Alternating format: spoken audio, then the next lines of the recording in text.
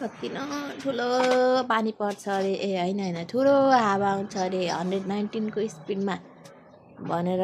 कहीँ नभएर हतार राति गमला सब तल झारेको मुला पानी हावा कहाँबाट बिर्स्यो यता त आउनै बिर्सिन्छ के पश्चिमतिर मजाले आएछ यतातिर चाहिँ आएन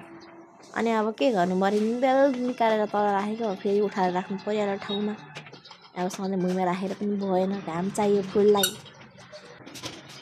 अनि राख्यो बिहानभरि लाएर मजाले राख्यो आफ्नो ठाउँमा मिलाएर ढाड पनि दुख्यो गमला उचाल्दा के गर्नु यो बोगेनभिला यति राम्रो छ नि के गर्नु घाममा राखेर मजाले फुलाम भनौँ अनि त्यहीँदेखिको चाहिँ घाम लाग्दैन आफूलाई यति रहर लाग्दो यो बोगेनभिला चाहिँ फुल्दैन के भएको मजाले घाम नलागेर हो कि किन हो ल आफ्नो ठाउँमा राख्दैछु सबै यस्तै छ हाम्रो काम गराइ हेरिदिनु भएकोमा धन्यवाद बाई